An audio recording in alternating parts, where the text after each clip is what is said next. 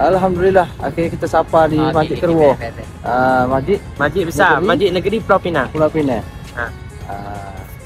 Besar Keruah molek.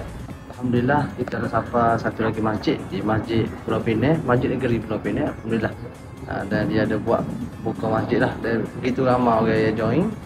Dan nasi pun comel, bubur sedia warna hitam apa semua. Dan dia ada buat bubur lampu, dia ada bagi apa ni rondak, macam-macam lagi lah.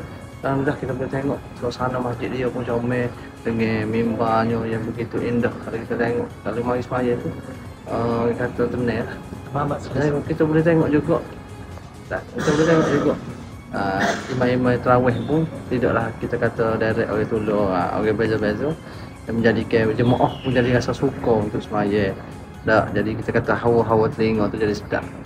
InsyaAllah kepada siapa yang berkerapangan, bolehlah mari singgah tengok-tengok rumah Allah yang dimakmurkan oleh semua umat Islam. Dan kita kalau tak ada pun kita jumpa Pak Cik rela Ojino sambut kita, kedatangan kita kan dengan baik.